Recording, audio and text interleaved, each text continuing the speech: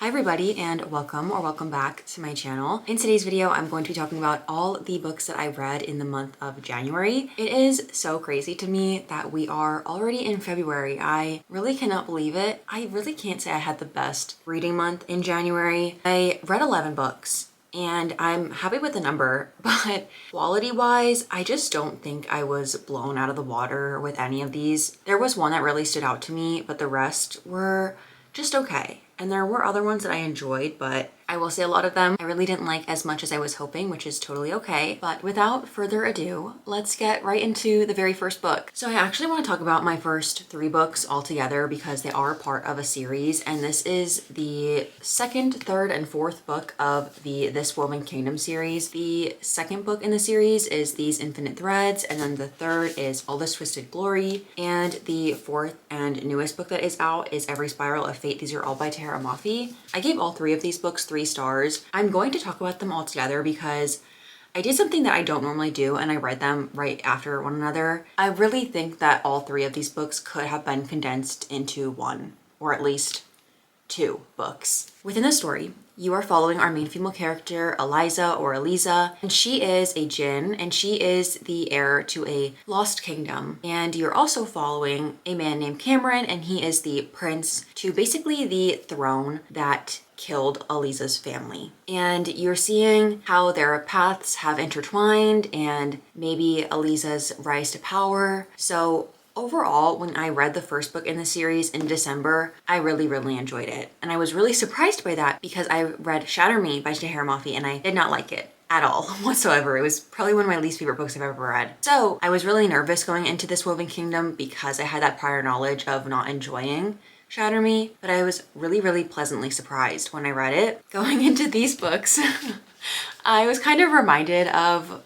not why I didn't like it, because I think that the first book in the series had such promise. I really enjoyed it. I think the rest of these books just suffered with pacing, things being drawn out way too long. I think that's what it came down to, is the pacing. When I first started reading These Infinite Threads, I really struggled to get through it. I started reading and I was looking forward to going into it. I was just struggling to pick it up and to want to read it. Eventually I did get the book on audio and that really helped me get through it. I did listen to all of these on audio actually. I did read a part of this. I think if I didn't have the audiobooks, I really would have struggled to get through them. I will say, even though I did struggle to get through this one, I really do enjoy Eliza as a main female character. I think that she is a great depiction of strength, but also being soft. She's very compassionate and she's very kind to other people, and I think that is a great strength of hers, and one that I really enjoy reading about, especially when it feels like a lot of female characters that are written in fantasy books are very hard and closed off, which makes sense in some of their situations, but I think it was just refreshing to read about her where she's just very kind and very compassionate with others. And even if it does kind of prey on her downfall a little bit, like that compassion that she has, I still think it was really refreshing to read about. And then with All This Twisted Glory, I did not have an issue getting through this one, especially because I had the audio. I found it to be very easy to listen to, but I do think that this book felt so drawn out. It felt way too long. It just felt to me like nothing was happening. And yeah, things were happening, but I was just bored. I do think that there is one character in this book that plays a bigger role that I really had a lot of interest in learning more about their backstory. And I did enjoy the side characters in this one and the kind of comedic relief they provided. But otherwise, I think this could have been shortened way much. But I will say, I think the covers of these books are stunning. And the covers, the colors, all of it, beautiful. And then the most recent book that came out, which is Every Spiral of Fate, I think that this one could have been the most promising because there is so much tension that could have been. I think you have a lot of build up to certain like tension in these books between 2 characters. And in this book, when I think that there would have been the most amount of reason for that tension to be there and for the kind of forced proximity, it just felt very lacking in this book. If you're going to try to set up this romance, it just felt like when there was the most opportunity, there was the least payoff. I also think that in this book, there was a character that I didn't really mind in the first couple books, but it sort of felt like she ruined his character to me in this book. I think he just became very unlikable. And I even think that our main female character became a little bit too passive in this book. So I was a little bit frustrated reading this one. I don't even know if I want to continue the series because while I do think the premise is there, I just really have not been enjoying the actual execution of the books, which is very unfortunate, but we'll see. I'm not sure. I think the next book comes out this year, later in like summer, I think August. So I'm not sure if I'm going to read it, but we'll see. The next book that I read is Don't Let the Forest In by C.G. Drews. This is a YA psychological horror. I gave this 3.75 stars. Within the story, you are following Andrew, who is a student at Wickwood Academy. It takes place in Virginia, amidst this very rich, like forested area. Andrew enjoys writing these creepy sort of short story fairy tales, and his best friend Thomas illustrates them. Andrew is kind of struggling with a lot of his like real life relationships. He's kind of struggling through his relationship with his twin sister, Dove, and almost kind of struggling with his relationship with Thomas as well. Thomas reveals that the characters that he has been drawing, that he has been taking inspiration from Andrew's stories, have been coming to life in the forest, and that each night he has to battle them to prevent them from coming to the school and wreaking havoc. I really did not know what to expect going into this book because I had kind of heard that it was a horror, but wasn't really totally sure like how scary it was supposed to be. I don't really read horror. There was some body horror in this book, which I do have a little bit of familiar with one other book that I've read. I will say, I did not find this to be super scary. I wasn't creeped out, and I don't know if like that's the goal. The only thing, there were some like drawings of like what Thomas drew that I thought to be a little bit creepy, but otherwise I wasn't too scared. I really enjoyed the writing in this book. I did read part of it on my ebook, so I was highlighting a lot of passages in that. I found them to be very well written, very beautifully written, and I do think that the author did a great job of really making the forest and the whole environment feel alive. It was very eerie to read about because it really does feel like it is a living being. The ending had me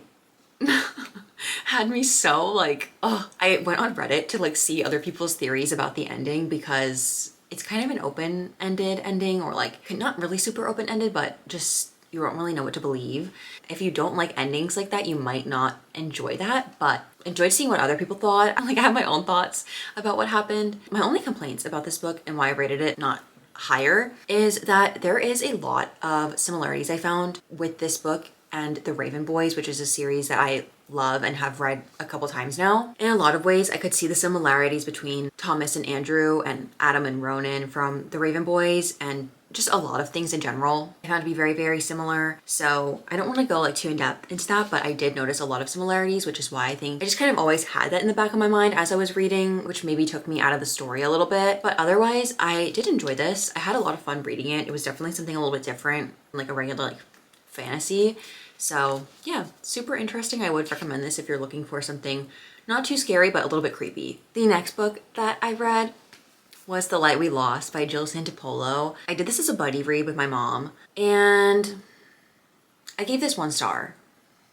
We picked this up blindly at Half Price Books, and I didn't know anything about it. But basically, I could tell you what the story's about, but then if you read the synopsis, I don't think it matches what actually happens at all. The story follows Lucy and her life after she has met Gabe, who is basically like her, in her mind, her one true love. It follows over the span of 13 years, her recounting their story together. That's all I really want to say because I really did not enjoy this book. There were a lot of things that I really did not like about this book. I could not stand the main characters.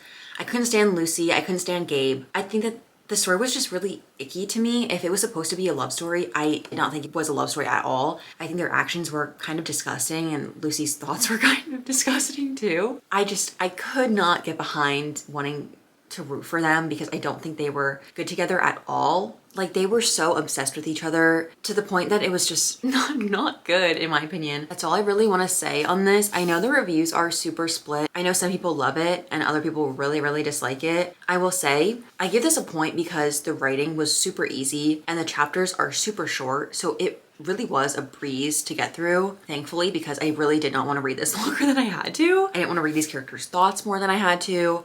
I just could not with the characters. Their actions, like, I was reading and I was gobsmacked. That's all I have to say. I did not like it at all. The next book that I read was Circe by Madeline Miller. I gave this 3.5 stars. This is a book that I have seen for ever since it came out. I've been seeing it and eyeing it at Barnes & Noble, and I finally bit the bullet and bought it, and I actually did listen to the audiobook. This book follows Circe, who is a figure in Greek mythology. She is a witch and she is the daughter of the sun god. It just follows her life from early childhood up until well into adulthood. She's banished to this island for this crime that she committed, and you just follow her on that island, the people that come and go, and her experiences with them, her experiences with her family. I really did enjoy it. I don't have the most Greek mythology knowledge. I did listen to this as I was watching the second Percy Jackson season, so I was able to kind of connect some of the characters that I was familiar with from the show to this book as I was both reading and watching. And I will say a lot of my Odysseus knowledge from high school came back, so I was actually pretty familiar with some of the things that went on in this. This book is good and I like the writing, but I do think if I wouldn't have listened to the audiobook, I would have felt a little bit sluggish going through this at times, and especially because you are following a lot of Circe's isolation, so it makes sense that it is a little bit, not boring, but just slower at times because you are just following along with her in this isolation. I definitely can see that if you're reading this physically, it might come across as a little bit slow just due to that, which does make sense for the situation that she is in. I really can't say if this is super accurate in terms of like Circe's life, just because I really don't know anything about her, but I will say I had a pretty good time listening to it. The next book that I read was Hungerstone by Kat Dunn. I gave this book 2.75 stars to 3 stars. I don't really have a definitive like rating on it. I did listen to the audiobook of this, and within the story you are following Lenore, who is a Victorian woman, and you see that she really yearns for more. She's been married for around 10 years, and one day when she is out with her husband, they come across this carriage crash and they see this woman who is in this crash. Her name is Carmilla, and they end up taking her in and things unravel from there. This is a sort of like vampire story as well, and this book is kind of based off of Carmilla, the actual like novel, but personally I have never read that book. I really didn't have a ton of knowledge as to like what even goes on or what even happens in it until I started reading this and looked more into it. So I think because of that and because of my limited knowledge on the original like work that this took inspiration from, I couldn't appreciate the story fully just because I didn't fully know the original work that this took inspiration from. I do think that it was interesting to follow along in Lenore's kind of journey into discovering what she actually wants, and I do think that there was a certain character that provided a lot of drama that I was interested in that storyline, but I do think that it would have been nice to see more of Carmilla in this story, and I also just feel like I had a lot of trouble fully connecting or feeling invested in the characters, which kept me from fully enjoying the story. I just don't think it as a whole fully stood out to me, so I just didn't enjoy it as much as I could have or as much as other people did, which is totally okay. The next book that I read was The Bright Years. This is by Sarah Damoff. I gave this book 4.75 to 5 stars. I really enjoyed this book. Within the story, you are following Lillian and Ryan as they go through their relationship. You follow them meeting and then them getting together. Within this relationship, they are both hiding things from one another. Lillian is hiding a secret child from Ryan, and Ryan is hiding an addiction from Lillian, but you also see them, their daughter, whose name is Georgette. This story follows multiple generations through their lives, and then the story just continues from there, and you're just following along on all of their lives. I thought that this story was very beautiful, very emotional. I think it was beautifully written. It had me on the verge of tears at multiple points throughout the story. And I also think the author did a great job of creating these very beautiful lines throughout the story and weaving them so effortlessly where they didn't feel out of place. They didn't feel like they were just there for, you know, the sake of having a nice line. It really felt like this was how the characters were thinking, and it just flowed very beautifully. I really did grow to care so much for the characters. Some of my personal favorites were Jet, Nana, and Kendi. I really do love them, and I really did enjoy getting to see how all the characters grew throughout the story, and I think that the author did such an amazing job. This book is less than 300 pages, and you really do get such a full range story and such an effectively told story within less than 300 pages. I think that was insane and just very, very well done. Also, this is a debut novel, so amazing. I am very much looking forward to reading more books from this author. I really enjoyed this. I loved it very much. The next book that I read was The Stolen Heir by Holly Black. This is a duology that comes after the Cruel Prince trilogy. I gave this book 3 stars. In the story, you are following Wren. She is the heir to a kingdom court of a part of the Elfham world. You're following her on this journey that she goes on with Prince Oak, who you see in The Cruel Prince. And within this journey, they're going to retrieve a hostage. I guess that's the best way I could describe it without giving away full spoiler. Most of this book is them just kind of wandering and, you know, on this adventure. I listened to the audiobook of this. I do think the audiobook worked great. And I do think that Holly Black's writing is great on audio. It really does have a very fairy tale-esque quality to it. I enjoyed being in Wren's perspective. I really don't have a ton of notes from this. I think a lot of this book was a little bit of building. While yes, you have the prior knowledge of things that happened in The Cruel Prince, this is very different in terms of you're in like a different area, if I'm not mistaken, and you're meeting these new characters. I really hope you don't. I haven't read The Cruel Prince in a while, so I'm pretty sure you didn't see a lot of these characters in The Cruel Prince, so you are getting introduced to new people, new characters, so it makes sense that this book is more of like building in that sense. I will be continuing the duology, but not bad, not like my favorite, but I still enjoyed the story. My last 2 books are also by the same author, so I'll talk about them kind of together. The next book I read was actually a memoir, and this was I'm Glad My Mom Died by Jennette McCurdy. I don't rate memoirs, so I don't have a rating for this. I did listen to the audiobook, which Jennette herself does narrate, so it was very insightful to listen in to kind of her tell her story. This has been out for a while. The story just is her recounting her experience of growing up in Hollywood, her really toxic relationship with her mom and abusive relationship as well. It was very, very heartbreaking to listen to. I think that what she went through is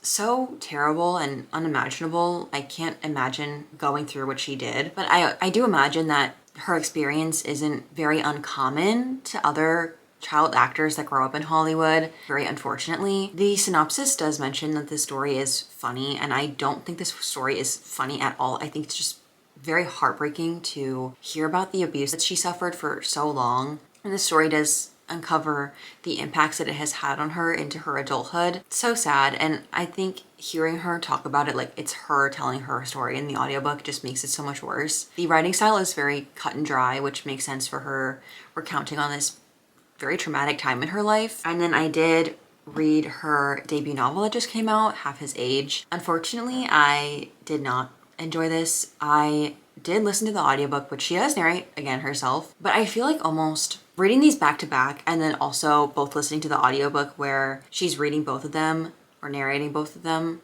maybe had an impact on how I viewed the book. But within the story, you're following Waldo, who is a 17-year-old girl, and she embarks on this relationship with her creative writing teacher. Also is supposed to be a kind of character study and also like a commentative piece on consumption and rage and so many other things the description listed. I understand what the story was trying to do, and I understand that the point of the book is to make you uncomfortable and to make you see how disgusting the relationship is, and that in that sense it was effective. It was disgusting and it was gross to read about, and I did not enjoy listening to it, which that is the point. But I also just feel like it almost felt like a self-insert, if that makes sense, and which makes sense. What she went through in her real life, I assume, is not very different from what Waldo goes through. But I think listening to them back to back and having a very, very similar writing style, which for our main female character does make sense that she's kind of thinking like that, but it does just feel like I'm reading an extension of her real life. Like not her real life, but you know, a form of like therapeutic writing about what she went through. Yeah, I don't know. I just really did not enjoy it.